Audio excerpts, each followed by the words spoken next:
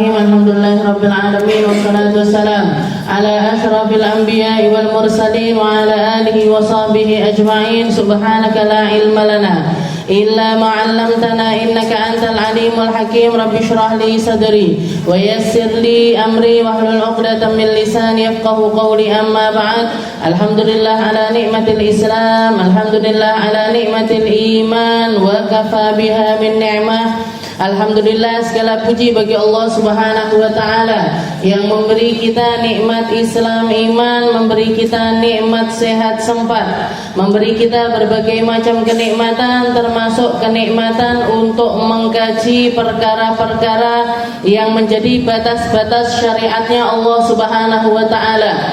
Perkara-perkara yang akan menjadikan kehidupan kita ini terisi dengan segala bentuk kebaikan, dan kita akan memanen setiap kebaikan tersebut dengan lipatan ganjaran pahala dari Allah Subhanahu wa taala di akhirat nanti.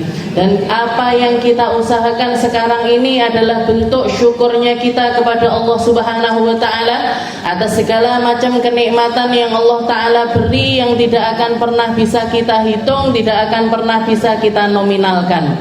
Maka datangnya Nabi Muhammad SAW kepada kita, perkara-perkara yang nyampe kepada kita berupa hadis-hadisnya Nabi ataupun syariat-syariat beliau, ataupun juga akhlak dan juga semua petuah-petuah yang diajarkan oleh Rasulullah SAW, merupakan sebuah pembelajaran tertinggi yang tidak akan pernah bisa dibandingkan dengan omongan siapapun juga. Perkataan Nabi adalah perkataan yang paling benar, aturannya Nabi adalah aturan yang paling benar. Itulah sesuatu yang harus diimani oleh setiap hamba yang beriman. Kenapa kok seperti itu? Karena Allah Subhanahu wa taala mengatakan wala yantiqu 'anil hawa in huwa illa wahyu yuha. Sesungguhnya Nabi Muhammad ini tidak pernah mengucapkan seucap kalimat pun kecuali itu adalah wahyu yang diwahyukan oleh Allah Subhanahu wa taala.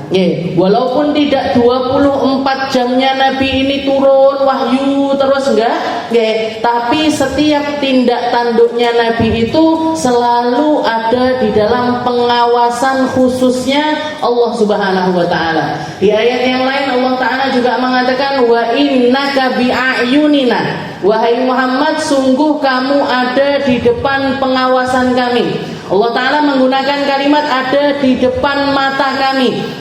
Tapi para ulama menafsirkan yang dimaksud dengan mata di sini adalah pengawasan dari Allah Subhanahu wa taala. Pengawasan paling khusus, pengawasan paling besar, pengawasan yang paling istimewa dari Allah Subhanahu wa taala. Makanya kita sebagai orang muslim yang menyerahkan urusan kehidupan kita kepada agama Islam, maka sudah selayaknya untuk mengambil kalimat-kalimatnya Nabi ini dengan keimanan terlebih dahulu. Baru setelah itu logika berjalan setelahnya nggak apa-apa. Walaupun orang beriman ini dua macam caranya. Ada yang iman dulu baru setelah itu logika, ada yang logika dulu setelah itu baru iman, dan dua-duanya adalah sesuatu yang dibenarkan. Jangan mikir dhisik. Cuman kalau mikir dulu, itu seringkali umur kita habis, akal kita nggak nyampe. Kalau kita mau mikirin satu-satu, ngapa yo kok sing dibasuh pas wudu ini muka dulu, kenapa nggak tangan dulu, kenapa nggak rambut dulu, kenapa nggak kaki dulu? Kita mikir nggak apa-apa bu, jangan mikir apa nyari faedah, nyari hikmah, nyari ilmu dari mana-mana itu nggak apa-apa. Cuman kalau kita nggak sambil mengamalkannya, nggak dibarengi dengan iman terlebih dahulu, lepas berbagai macam pengamalan dan kita belum sempat nyampe kepada ilmunya.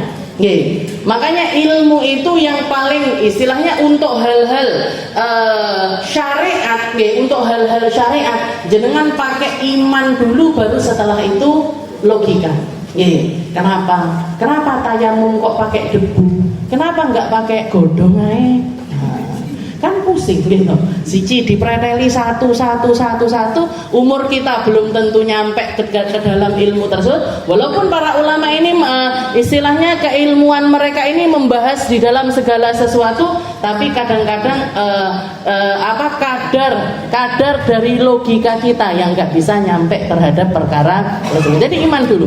Dan itulah yang dilakukan oleh manusia yang paling baik setelah para nabi, para rasul. Para ulama sepakat bahwasanya setelah golongan nabi, setelah itu para rasul, setelah itu para nabi, di bawahnya ini manusia paling mulia adalah Sayyidina Abu Bakar As-Siddiq. Beliau dinobatkan dengan dapat julukan Abu Bakar As-Siddiq, dengan julukan orang yang paling percaya. Kenapa? Karena beliau selalu mempercayai setiap ucapannya Nabi Muhammad SAW. Ketika terjadi Isra Mi'raj, banyak orang-orang Mekah yang sebelumnya sudah masuk ke dalam agama Islam pada akhirnya murtad kembali karena nggak percaya dengan apa yang diucapkan sama Nabi. Masa iya ada orang berjalan dalam satu malam, bahkan hanya dalam beberapa menit saja, pergi dari Masjidil Haram ke Masjidil Aqsa, dari Masjidil Aqsa ke Sidratul Muntaha dengan melihat segala macam apa yang ditunjukkan oleh Allah Ta'ala di dalam perjalanan tersebut. Maka orang-orang Mekah ini mengatakan ketika Rasulullah memberitakan tentang Isra Mi'raj tersebut, Rasulullah disuruh berdiri. Berdiri kamu wahai Muhammad, qum ya Muhammad, berdiri wahai Muhammad. Setelah itu coba angkat kaki kananmu, diangkat sama Nabi. Coba sekarang angkat kaki kirimu sekaligus dengan kaki kananmu. Katanya Nabi Muhammad, saya nggak bisa.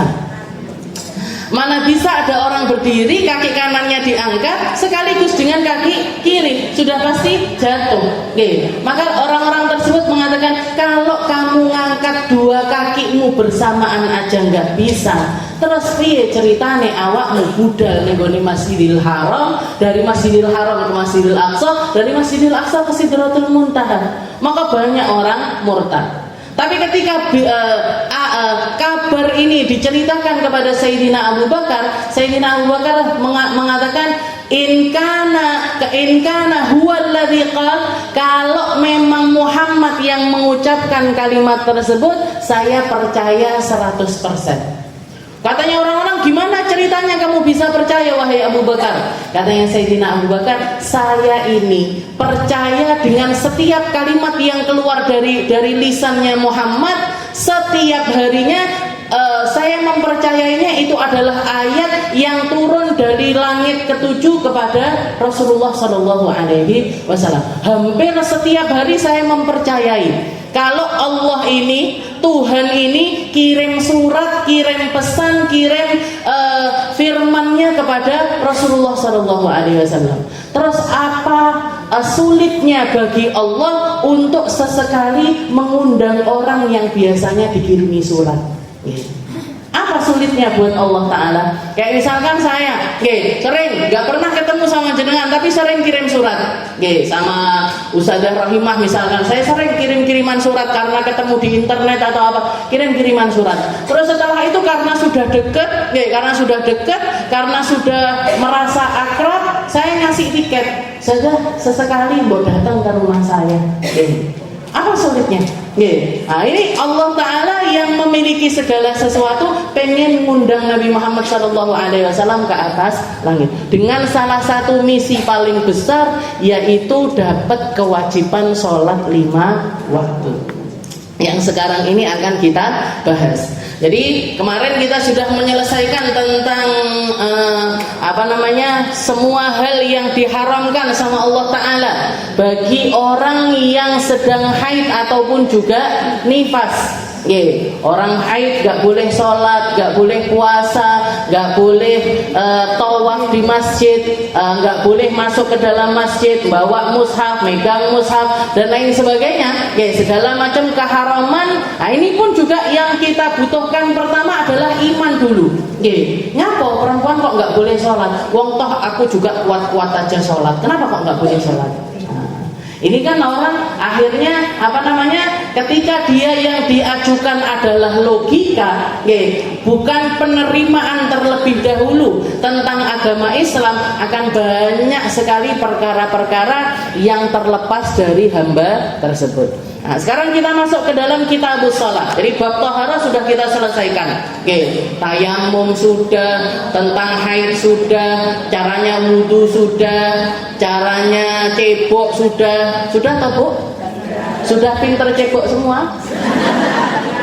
Nah, jadi cebok sudah semuanya. Ya, jadi bab taharah ini cara basicnya seseorang untuk menjaga kebersihan semuanya sudah diaturkan oleh agama Islam. Caranya potong kuku, caranya bersunat dan lain sebagainya. Nah, itu adalah usulul fitrah. Ya, segala macam asas kefitrahan seseorang yang harusnya dia jaga.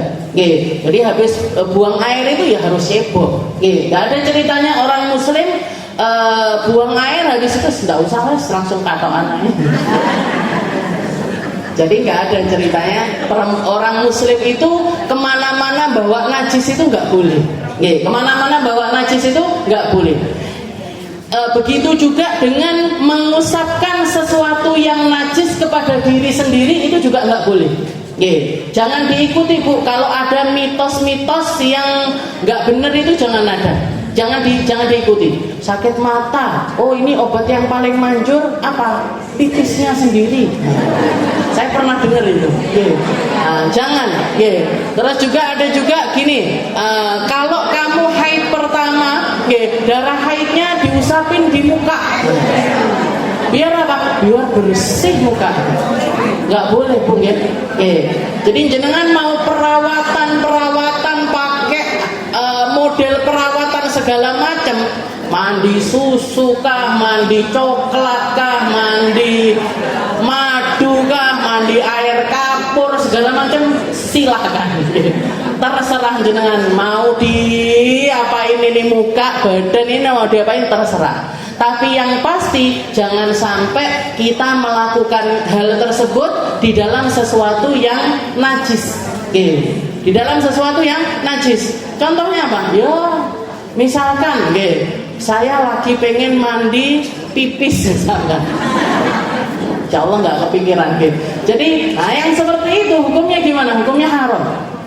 Jadi kita umat muslim ini nggak boleh mengoleskan ataupun juga dengan sengaja naruh sesuatu yang najis itu di dalam badan kita, apalagi dimakan, apalagi sampai dikonsumsi, itu hukumnya adalah haram. Nah, kita sudah menyelesaikan tentang kitabut taharah. Sekarang kita masuk ke kitabus shalah. Ta'rifus shalah lughatan ad-du'a wa qil ad-du'a bi khair. Jadi ini tentang perkara salat. Salat ini seperti yang kita tahu, ahammu amrin fil Islam. Salat ini dan tujuan kita dari belajar taharah kemarin itu semuanya untuk apa? Untuk memantaskan diri melaksanakan salat. Katanya Nabi Muhammad SAW, miftahus shalah at-tahur. Kuncinya salat itu ya di taharah.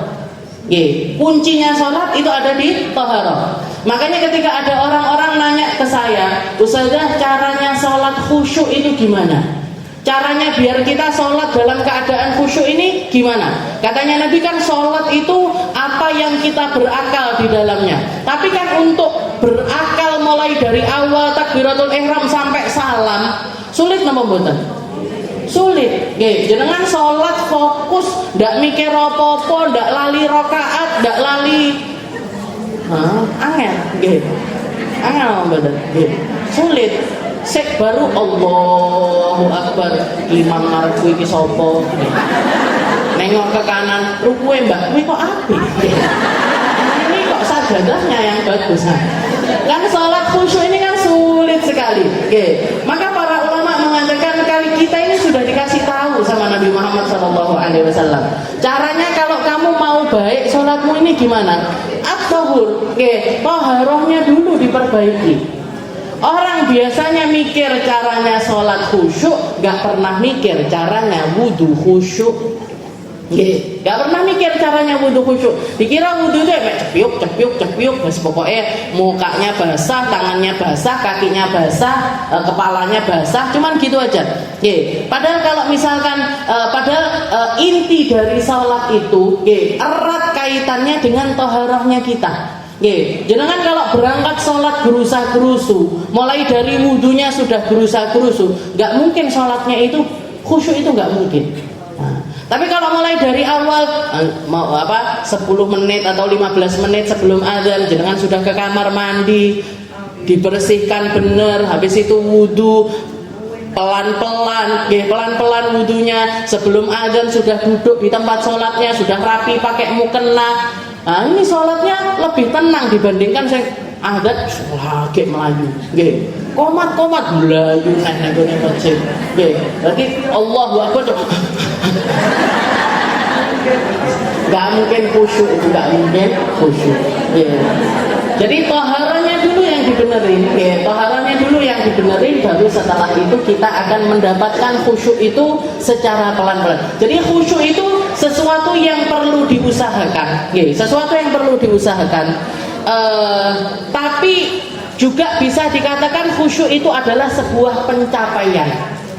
Gak bisa kita pertama kali belajar sholat atau pertama kali belajar wudhu langsung bisa khusyuk di dalamnya, itu gak bisa. Tapi dengan rutin istiqomah setiap hari dilakoni, insya Allah nanti khusyuknya pada akhirnya akan datang. Sama halnya dengan ikhlas.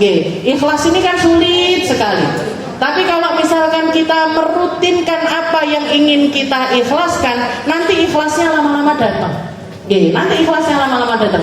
Makanya abah saya pernah dinasihati sama salah satu kiai. Beliau mengatakan, sedekahi dijabelai.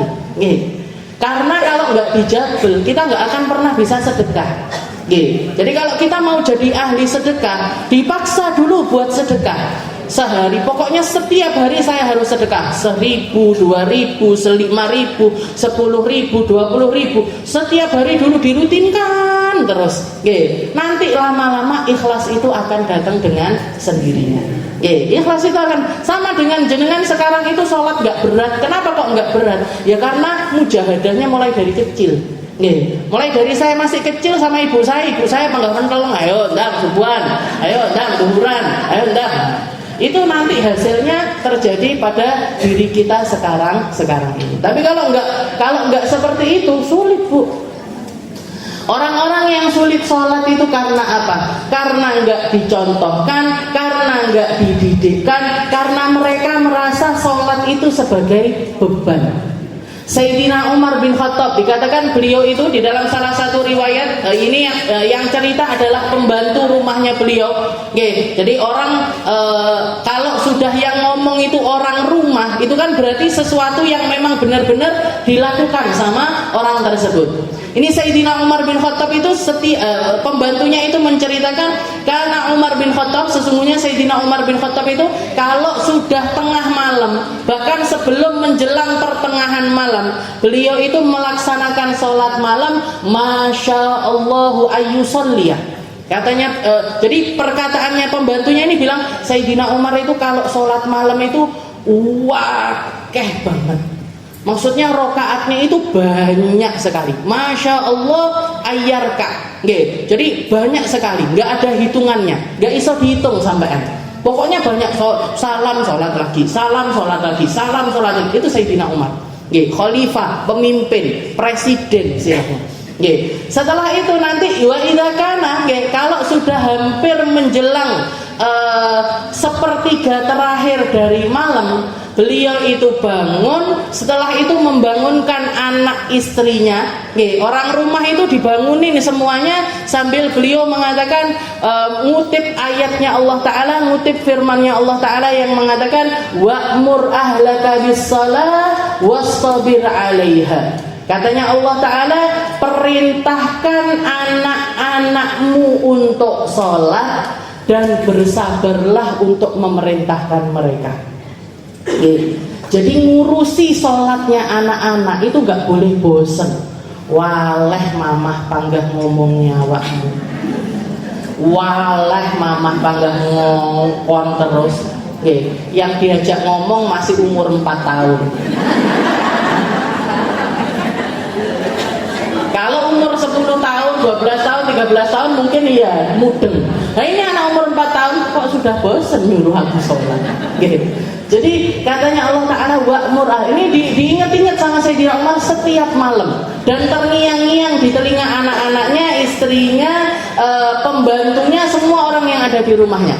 Jadi beliau mengatakan wa'mur ahlaka bis-shalah wastabir 'alaiha la nas'aluka rizqa nahnu narzuquk wal 'aqibatu lit-taqwa. Katanya Sayyidina Umar, Allah, kita ini punya Tuhan yang memerintahkan sholat, yang memerintahkan kita untuk bersabar, memerintahkan sholat, dan Allah Ta'ala itu mendeklarasikan dirinya nahnu la nas'aluka rizqa, kami adalah Tuhan yang gak pernah minta kalian kasih rezeki, itu gak pernah. Allah Ta'ala, kelebihannya kita umat muslim, kita ini punya Tuhan yang gak perlu kita setiap kali datang untuk beribadah, berdoa, mendatanginya, minta segala sesuatu. Itu Tuhannya minta imbalan, itu gak pernah. Jenengan kan gak pernah, Bu, kalau sholat bawa beras sekilo atau minyak seliter, gak pernah. Bahkan Allah Ta'ala la nas'aluka rizqa, saya gak minta rezeki dari kalian, nahnu narzuq, kami yang ngasih rezeki kalian. Allah Ta'ala yang memberikan rezeki kepada kita semuanya. Wal 'aqibatu lit-taqwa, dan ke tempat kembali yang terbaik itu ada di golongan orang-orang yang bertakwa. Jadi yang semacam ini bentuk ketakwaannya kita. Yang semacam ini bentuk tunduknya kita kepada agama Islam. Maka jangan pernah gak sabar di dalam memerintahkan anak-anak sholat. Dan Rasulullah ngajarin tahapannya.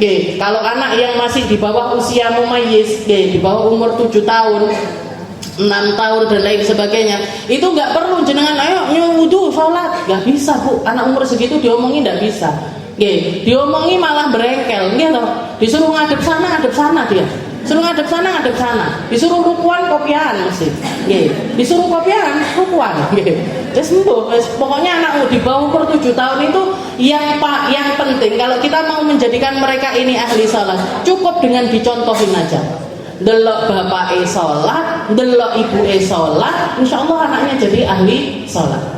Tapi kalau sudah bapaknya nggak perhatian sama sholat, ibunya juga nggak perhatian sama sholat, tidak menjadikan sholat ini prioritas yang harus diusahakan di dalam rumah tangga, ya anak-anak ini nggak bakalan bisa menjadi orang-orang yang paham kalau sholat itu sesuatu yang penting. Oh, penting tau sholat. Tak kira cuma ngisi waktu luang aja. Mereka menganggapnya seperti itu. Jadi di bawah 7 tahun cukup dicontohin. Nah, nanti di atas usia 7 tahun baru diperintahkan dengan baik, tanpa marah-marah, tanpa mukul, tanpa marah-marah, tanpa mukul, diajarkan dengan cara yang benar. Lek perempuan yurukuan, kalau rambutnya kelihatan diingatkan, Dek, enggak boleh loh sholat itu rambutnya kelihatan. Jadi pokoknya dengan cara yang halus. Ayo kakak, misalkan sudah sekolah, 7 tahun kan biasanya sudah sekolah. Ayo sudah bisa komat kan, kakak yang komat. Kalau laki-laki, yang penting sudah sunat, wudunya sudah benar, sholatnya sudah benar. Ayo sekarang kakak yang jadi imam. Nah, jadi dicontohin seperti itu. Sampai kapan? Sampai mereka berumur 9 tahun, 10 tahun.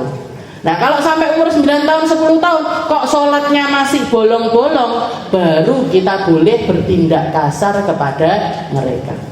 Boleh dipecut, ditutuk, nggak mau sholat, entah ini tak pukul, dipukul boleh, tapi pukulannya pukulan yang tidak menyakitkan, nggak sampai patah tulang, nggak sampai biru-biru, biru aja nggak boleh loh, Bu. Jadi mukul anaknya sampai biru itu nggak boleh, itu bukan punyanya jenengan, punyanya Gusti Allah. Jadi diingatkan, tapi tahapannya harus dilalui nih. Mulai dari awal ini harus runtut. Kalau misalkan nggak runtut, ya seringkali lepas. Jadi dikatakan di sini kitabus shalah ta'rifus shalah lughatan ad-du'a. Jadi salat itu pada dasarnya secara bahasa artinya adalah doa. Sebagian lagi mengatakan ad-du'a bi khair. Doa yang baik itu semuanya masuk di dalam kategori salat. Dan kalau kita perhatikan di dalam salat, semua bentuk ibadah itu terkumpul di dalam salat. takbiratul ihram kita ngucap Allahu Akbar, nggih. Ada zikir Allahu Akbar, ada pemasrahan diri kepada Allah Ta'ala, nggih. Ya Allah, yang kemarin-kemarin, yang sebelum sholat ini sesuatu yang halal buat saya, sekarang nanti kalau sudah saya takbiratul ihram jadi haram semuanya. Ya Allah, saya orang yang berpasrah tentang setiap urusan saya kepadamu dan lain sebagainya. Jadi segala bentuk ibadah itu ada di dalam sholat. Tasbih ada, tahmid ada, sholawat ada, doa ada, bacaan Al-Quran ada. Jadi semua kalau di luar sholat, bacaan Al-Quran itu menjadi ibadah sendiri. Tasbih jadi ibadah sendiri, zikir namanya. Sujud jadi ibadah sendiri. Walaupun kita nggak boleh sujud sembarangan, selain di dalam sholat itu nggak boleh. Sholawat jadi ibadah tersendiri, tafakur jadi ibadah sendiri. Tapi di dalam sholat semuanya itu menjadi satu kesatuan. Jadi secara bahasa sholat itu adalah ad-du'a bi khair. Wa syar'an, tapi kalau secara syariat apa? Aqwalun wa af'alun muftatihatun bit takbir wa muftatimatun bit taslimi ghaliban. Yang dinamakan dengan salat, yang diinginkan sama Allah Ta'ala untuk dilaksanakan setelah Rasulullah itu diperintahkannya dengan di-Isra Mi'rajkan oleh Allah Subhanahu wa Ta'ala. Ini adalah salat yang kita kenal dengan salat sekarang ini, yaitu gerakan-gerakan serta bacaan-bacaan.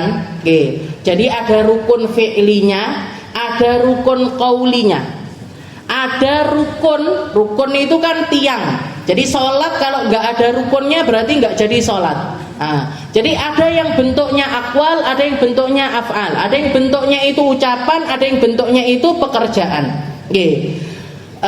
Muftatihatun bit takbir, dimulai dengan takbir. Jadi permulaannya sholat itu ada di takbiratul ihram.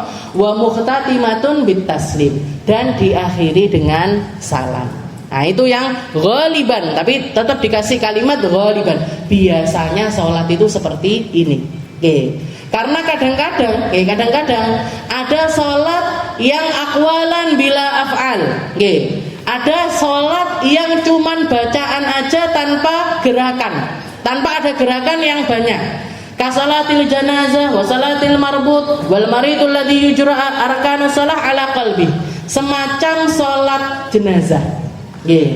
Orang sholat jenazah itu kan cuman bacaan aja, takbir. Ada takbirnya Allahu Akbar. Habis itu baca Fatihah, habis itu Allahu Akbar, baca sholawat, Allahu Akbar, baca doa untuk mayit, Allahu Akbar, baca doa lagi untuk mayit, habis itu salam. Kan nggak ada rukuknya, nggak ada sujudnya, nggak ada duduk di antara dua sujudnya. Jangan sampai jenengan sholat jenazah rukuk barang, sujud barang. Nggak ada. Istilahnya, walaupun ada pernah kejadian saya diceritain, ada di daerah Jawa Barat sana, daerah Bandung, ada imam masjid, tapi cerdas, masih muda, cerdas. Punya jamaah pengajian semacam ini, bapak-bapak, tapi ada bapak-bapak, ada ibu-ibunya seperti itu. Termasuk di antara orang yang suka hadir majelis ini ada orang Kristen. Ada orang Kristen. Pada akhirnya setelah dia sering ngaji, akhirnya masuk Islam. Ketika dia masuk Islam, nggak lama setelah itu bapaknya meninggal. Tapi bapaknya masih Kristen. Karena dia senang sekali dengan ajarannya Islam, dia bilang sama imam masjidnya, Ustadz, boleh enggak kalau bapak saya itu dimakamkan seperti orang Islam? Saya pengen dia disolati, saya pengen dia dimandikan, dikafani dan lain sebagainya, sampai dikuburkan. Boleh apa enggak Ustadz? Kata yang Ustadznya, boleh. Boleh aja. Karena memang di dalam bab jenazah itu, kalau untuk urusan mandikan jenazah sama mengkafani jenazah, orang non muslim itu boleh kita perlakukan seperti itu, boleh. Jadi orang Kristen nggak harus dijasi pakai jas apa pakai gaun, nggak harus. Jadi dikafani boleh, dimandikan juga boleh. Cuman yang nggak boleh adalah disolati. Disolati nggak boleh, didoakan juga nggak boleh. Jadi disolati nggak boleh, didoakan juga nggak boleh. Akhirnya udah selesai nih, udah dimandikan sudah, dikafani juga sudah, dibawa ke masjid. Biasanya kan kalau orang muslim jenazahnya taruh depan. Ini nggak, sama ustadznya taruh belakang. Katanya anaknya, Ustadz biasanya kan sholat jenazah itu kan ditaruh depan jenazahnya, ini kok taruh belakang? Iya, itu kalau orang Islam taruh depan. Kalau orang bukan Islam ya taruh belakang. Manusia, ya udah taruh belakang. Habis itu sholat. Setelah sholat dikatakan sholat jenazah kan nggak ada rukuknya, nggak ada sujudnya, toh. Niki panggah enek rukuke, panggah enek sujudnya. Setelah selesai salam ditanya lagi, Ustadz biasanya kan nggak ada rukuknya, nggak ada sujudnya. Iya, itu kalau buat orang Islam dosanya dikit. Bapakmu kan orang Kristen, jadi dosanya banyak. Jadi ada rukuknya, ada sujudnya. Oh gitu ya Ustadz. Ya udah. Akhirnya dikuburin. Ternyata sebelum dilakukan ini, Ustadznya ini sudah rembukan sama takmir masjidnya. Kan kontroversi gitu. Ustadz ini gimana sih kok bolehin orang Kristen disolati, dimandikan dan lain sebagainya. Nah, tapi karena dia orang alim, karena orang yang ngerti, dia bisa milah-milah mana yang boleh, mana yang nggak boleh. Dijelaskan sama takmirnya, kita itu sekarang ini orang ini baru mu'allaf. Orang yang istilahnya baru beriman, dan kita itu harus sangat menjaga keimanannya dia. Ojo ngelakne atine. Nabi Muhammad SAW saja kalau ketemu sama orang mu'alaf yang baru-baru masuk Islam disangoni sama Nabi.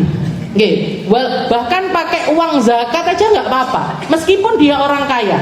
Meskipun dia orang kaya, kalau dia masuk di dalam kategorinya orang baru masuk Islam, baru loh, baru itu berarti sehari, 2 hari, seminggu, 2 minggu itu baru.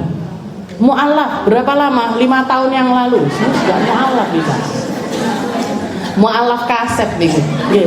Jadi istilahnya dia ini baru masuk Islam, nanti takutnya gelo kalau enggak saya bolehkan. Terus gimana Ustadz? Ya udah, kita nanti mandikan, habis itu mengkafani, tapi untuk nyolati ini kita nanti semuanya jangan niat sholat jenazah, tapi niat sholat duhur.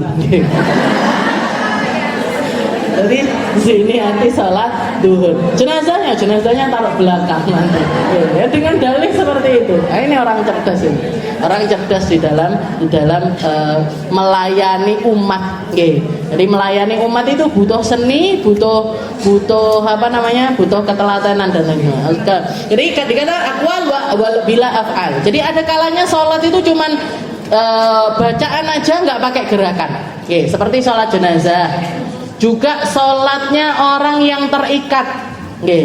Jadi misalkan ada orang lagi diserang musuh atau gimana, diikat di pohon, diikat di tiang, diikat di tiang. Datang waktu sholat, dia mau sholat, gimana caranya sholat? Tetap bisa. Takbiratul ihramnya cukup pakai ucapan, nggak pakai gerakan tangan. Baca Fatihah, baca surat, rukuknya isyarat aja, Jadi bacaan tok tanpa gerakan. Wasalatul mardo, begitu juga dengan sholatnya orang yang sakit. Orang yang sakit yang nggak bisa gerak, stroke misalkan, seluruh badannya semuanya lumpuh. Apa wajib sholat? Wajib, tetap wajib sholat. Nggak bisa wudhu, tayamum, nggak bisa tayamum, ya sudah sholat hormat waktu.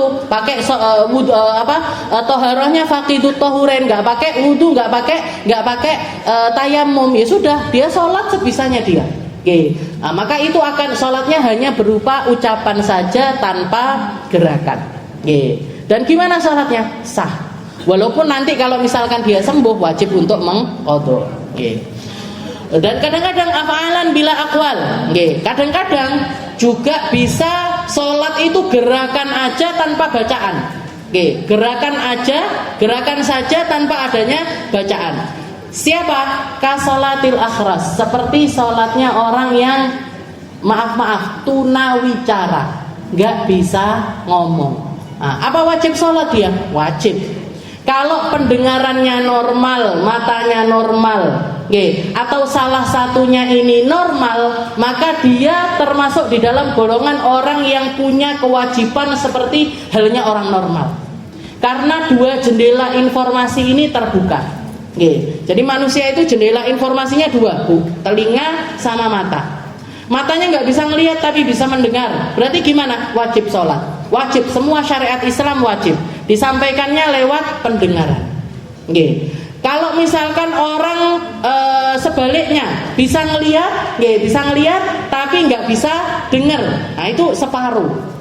Karena ada beberapa hal yang nggak bisa tersampaikan kepada orang tersebut. Nah, tapi kalau misalkan dua-duanya ini nggak bisa, meskipun dia bisa bicara, maka orang tersebut nggak dapat kewajiban untuk apapun, nggak punya kewajiban syariat sama sekali. Nah, tapi kalau dua-duanya ini berfungsi atau salah satunya itu berfungsi, punya kewajiban sholat. Jadi kalau mata pakai informasinya pakai ngelihat, kalau telinga ya informasinya pakai telinga. Nah, dikatakan di sini af'al bila aqwal. Ada orang sholatnya gerakan aja tapi tanpa bacaan. Siapa ini? Sholatnya orang yang nggak bisa ngomong. Sholatnya orang bisu. Sholatnya orang tuna wicara. Dan yang ketiga la af'al wala aqwal kasalatil akhras al marbut. Kadang-kadang nggak pakai bacaan, nggak pakai gerakan juga, tapi tetap wajib sholat. Sholatnya siapa? Sholatnya orang bisu yang diikat. Bisu diikat, ya udah, gerak yonda, bacaan juga enggak. Wajib sholat apa enggak? Tetap wajib sholat. Tetap wajib sholat. Wa fadlus shalah ya ruknu tsani min arkanil Islam. Seperti yang kita tahu, salat itu adalah rukun keduanya agama Islam. Setelah syahadat, habis itu salat. Makanya kalau ada orang bilang, Bu enggak salat, ya salat kan nomor 2. Ya memang nomor 2.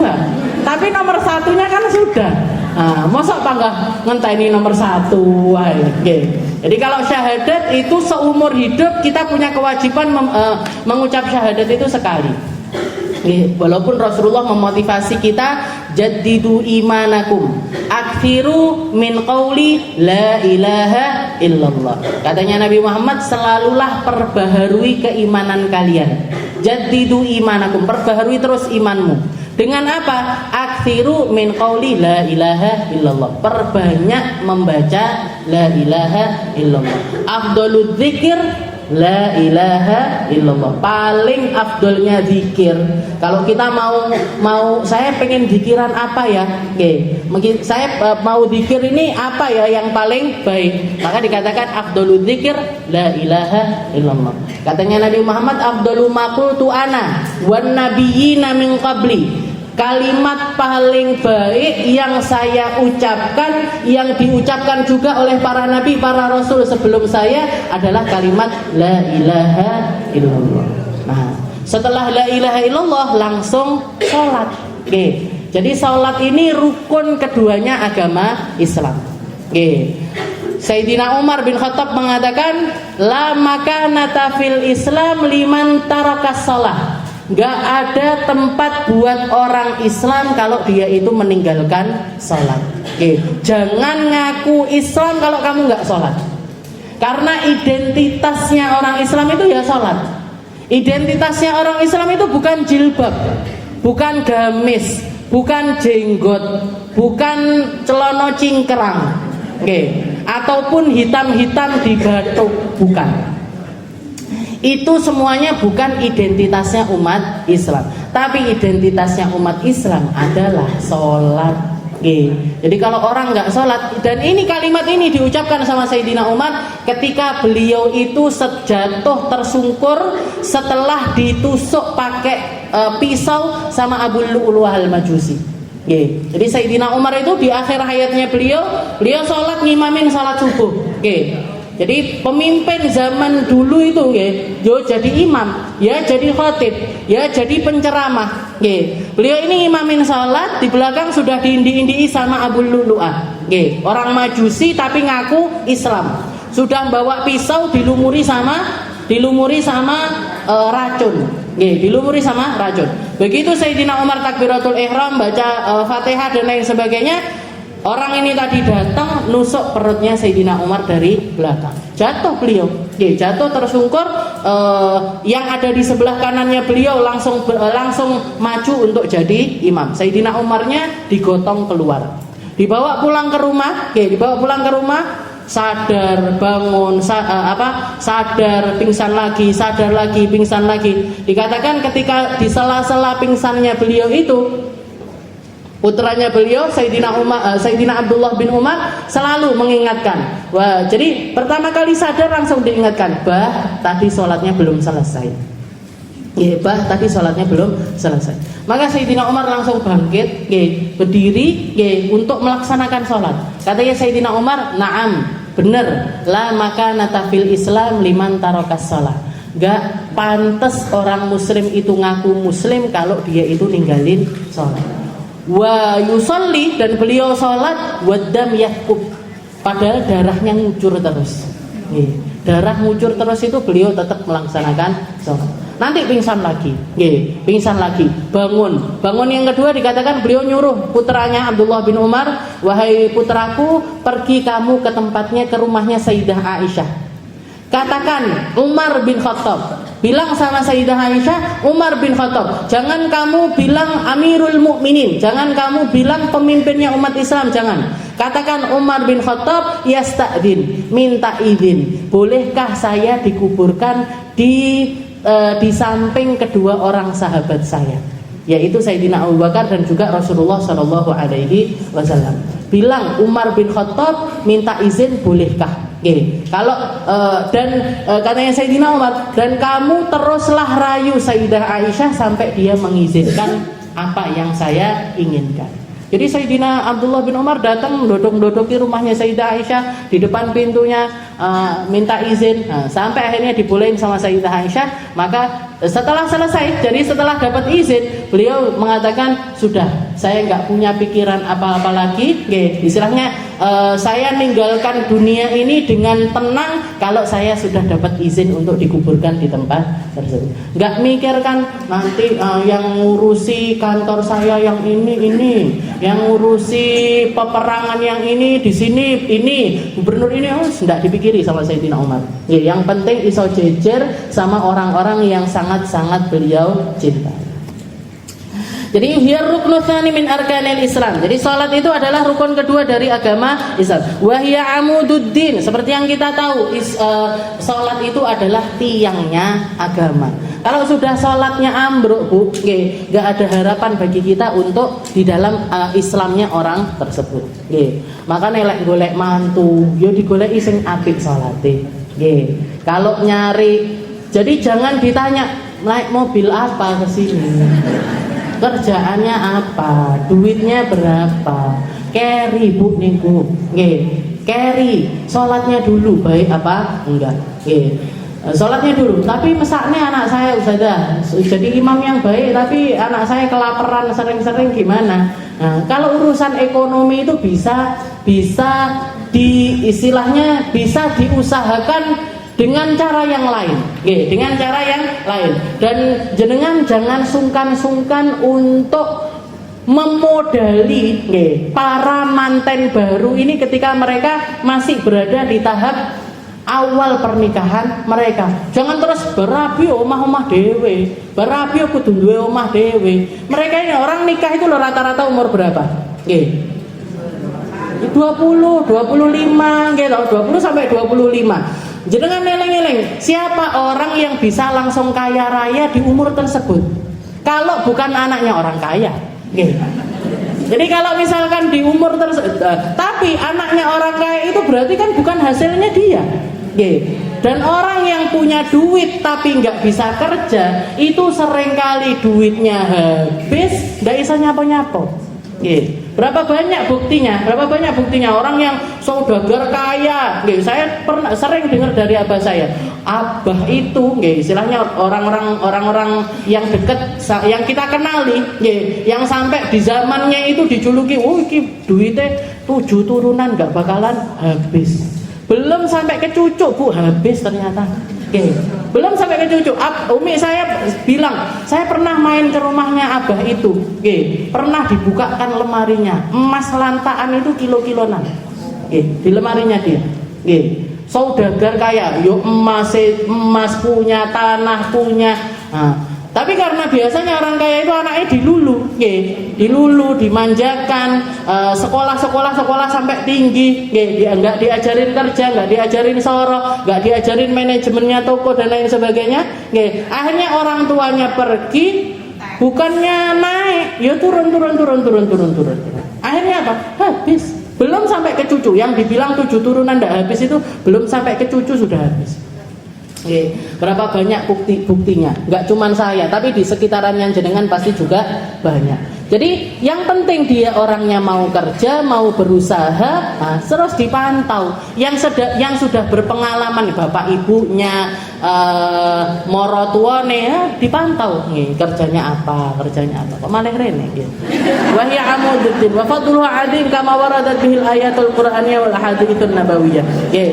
Juga di dalam Al-Qur'an itu banyak sekali ayat-ayat Al-Qur'an ataupun juga hadis-hadisnya Nabi yang membahas tentang perkara sholat. Seperti yang saya katakan minggu lalu, ada lebih dari 100 ayat di dalam Al-Quran itu yang memerintahkan orang untuk sholat. Dan setiap ayat-ayat tersebut, kalau Allah Ta'ala nyuruh orang sholat, Allah Ta'ala ngiming-ngimingin pahala untuk mereka yang melakukannya, dan mengiming-imingi dosa untuk mereka yang meninggalkan sholat. Jadi nggak cuman aqimus sholat, sholatlah kalian, enggak. Tapi sama Allah Ta'ala, kalau orang-orang yang sholat nanti bakalan yang didapatkan ini dan ini, surganya Allah Ta'ala.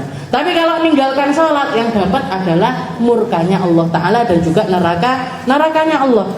Jadi berarti apa? Berarti bukan sesuatu yang bisa ditoleransi ada di tengah-tengah.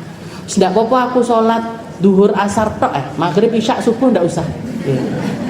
Atau aku tak sholat maghrib isya tok, subuh duhur asar repot aku. Nggak bisa, Bu. Jadi nggak bisa di tengah-tengah itu, nggak bisa. Ngenyang salah satunya aja nggak bisa. Tapi setiap kali ketemu waktu sholat, ya waktu sholat. Ketemu subuh, sholat subuh. Ketemu duhur, sholat duhur. Ketemu asar, sholat asar. Sampai kapan? Sampai ajal kita diambil sama Allah Ta'ala. Ruh kita diambil sama Allah Ta'ala. Min dalika qaulu ta'ala aqimus shalah li dzikri wa aqimus shalah tarafayn nahar wa zulafan minal lail innal hasanat yudhibna sayiat dzalika dzikra lidzakirin. Allah Ta'ala mengatakan, dirikanlah salat agar kalian selalu ingat aku. Dirikanlah salat tarafayn nahar, di penghujung-penghujung siang, wa zulafan minal lail, dan di beberapa masa di waktu malam. Innal hasanat yudhibna sayiat, sesungguhnya kebaikan itu mampu menghapuskan keburukan-keburukan kita. Dzalika dzikra lidzakirin. Salat itu berfungsi menjadi pengingat bagi orang-orang yang ingat kepada Allah Subhanahu wa taala. Wallahu a'lam bishawab. Insyaallah kita lanjutkan di pertemuan yang selanjutnya. Ini masih definisinya salat.